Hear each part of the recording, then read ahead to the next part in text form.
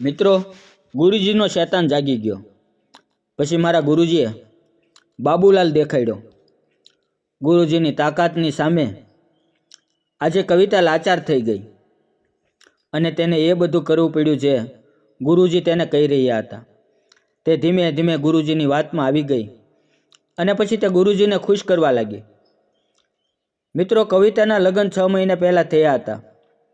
તેની જિંદગી ખૂબ જ શાંતિથી અને આરામથી જઈ રહી હતી.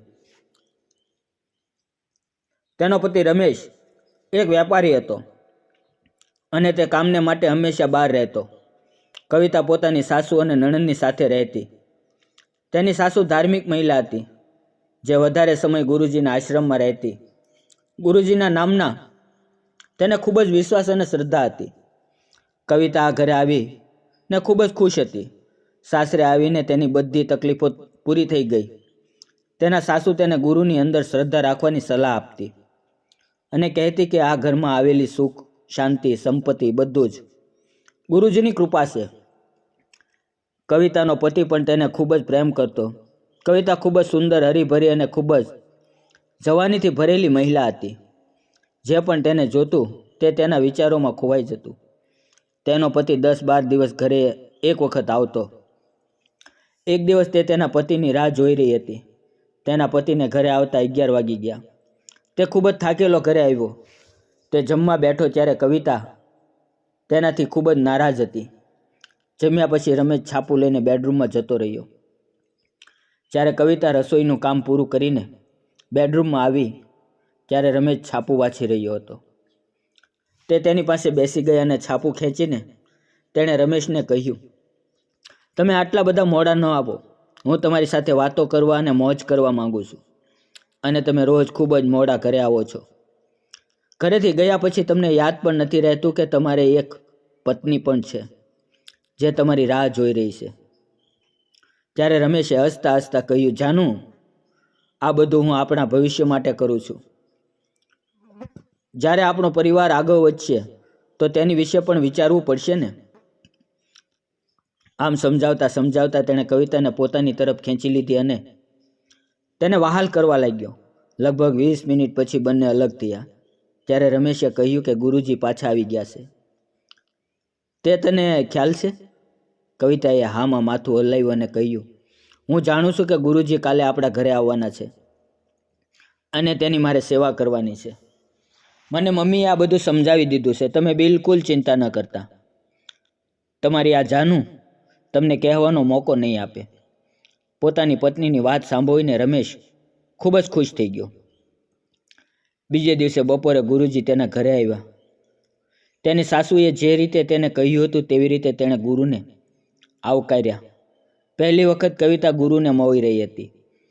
તેની વાતો સાંભળીને કવિતા પણ તેની ભક્તિમાં ડૂબી ગઈ. બીજે દિવસે બધા બહાર જવાની તૈયારી કરવા લાગ્યા. તેની સાસુ જાત્રા કરવા માટે અને નણંદ ઓફિસના કામ માટે જતી રહી. બધાના ગયા પછી કવિતા ઘરે એકલી રહી. રાતના 9 વાગ્યા અને ગુરુજી ફરી વખત કવિતાના ઘરે આવ્યા. કવિતાએ તેનું સ્વાગત કર્યું, તેને ચા આપી. આમ તો બધું સામાન્ય લાગી રહ્યું હતું ત્યારે ગુરુજીએ એક વિચિત્ર સવાલ પૂછ્યો. ગુરુજીએ કહ્યું, શું તને ડર લાગે તેવા સપના આવે છે? આ સાંભળીને કવિતા ચોંકી ગઈ, કારણ કે આ વાત તેને ફક્ત પોતાની સાસુને જણાવી હતી. તે સપનાની અંદર પોતાને એક લોહીથી ભરેલા રૂમની અંદર જોતી હતી. તેની વાત સાંભળીને ગુરુજી ગંભીર થઈ ગયા. તેને કવિતાને નાળિયેરની સાથે એક વિધિ કરવાનું કહ્યું. થોડી વાર પછી તેમાંથી ધુમાડો નીકળવા લાગ્યો. ત્યારે ગુરુજીએ કહ્યું, આ રૂમની અંદર કાલી આત્માનો પડછાયો છે જે તને નુકસાન પહોંચાડવા માંગે છે. કવિતા ડરવા લાગી અને ગુરુજીને મદદ માટે કહ્યું. ગુરુજીએ આશ્વાસન આપ્યું, પરંતુ તેની આંખોની અંદર બીજી રમત દેખાઈ રહી હતી. મિત્રો, તેની વાત સાંભળીને કવિતાના પગ નીચેથી જમીન સરકી ગઈ. તે ગુરુજીના પગમાં પડી ગઈ અને તે કહેવા લાગી કે ગુરુજી, મને આ મુસીબતમાંથી બચાવો. તેની આંખોમાંથી આંસુ આવવા લાગ્યા. ગુરુજીએ તેનો હાથ પકડ્યો અને ઊભી કરી અને કહ્યું, હું આ બધું જ બરાબર કરી દઈશ. ગુરુજીએ આંખો બંધ કરીને તેને બેડ પર બેસવાનું કહ્યું. કવિતા તરત જ બેસી ગઈ. આંખો બંધ રાખીને ગુરુજી તેની સાથે ધીમે ધીમે વાતો કરવા લાગ્યા. ધીરે ધીરે ગુરુજીનું મન તેને જોઈને ડોલવા લાગ્યું. ગુરુજીની અંદર બેઠેલો શેતાન જાગી ગયો. ગુરુજીએ વિચાર્યું કે આજે તે કવિતા સાથે દાંડિયા રમશે. ગુરુજીએ કવિતાને પોતાની વાતોમાં ફસાવવાનું શરૂ કર્યું. તેને કહ્યું, શું તું તારા પતિથી દૂર રહી શકીશ? કવિતાએ કહ્યું, નહીં, હું તેની વગર નથી રહી શકતી. તે ગુરુજીની સામે હાથ જોડીને બેઠી હતી. તેણે કહ્યું, કાંઈક કરો ગુરુજી, હું મારા પતિને ખોવા નથી માંગતી.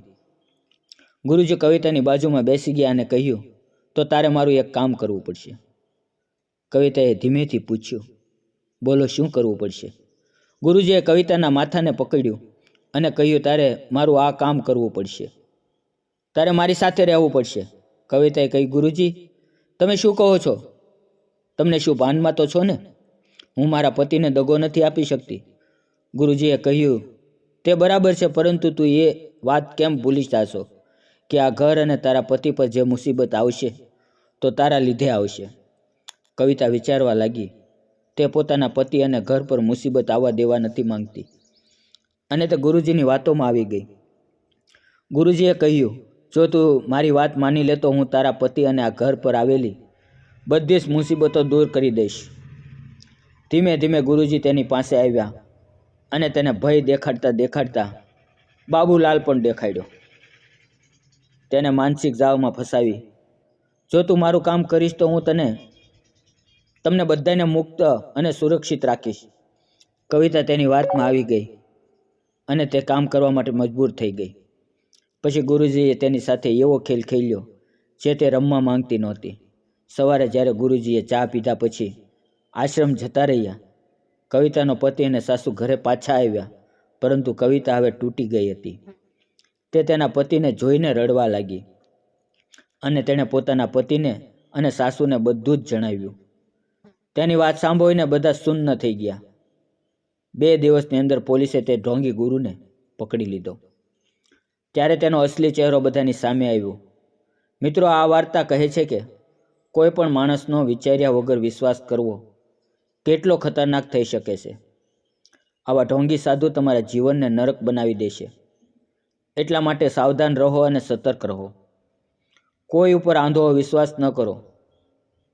મિત્રો, વિડીયો પસંદ આવ્યો હોય તો વિડીયોને લાઇક અને ચેનલને સબસ્ક્રાઈબ જરૂર કરો. ફરી મળશું આવતીકાલે નવા વિડીયોમાં. ત્યાં સુધી આવજો. વિડીયોમાં આવેલા નામ, પાત્ર અને ઘટના ફક્ત કાલ્પનિક છે. તેનો કોઈ પણ વ્યક્તિ સાથે સંબંધ નથી. વિડીયો પૂરો જોવા બદલ આપ સૌ મિત્રોનો દિલથી ખૂબ ખૂબ ધન્યવાદ. ફરી મળીએ આવતીકાલે મિત્રો. ત્યાં સુધી આવજો.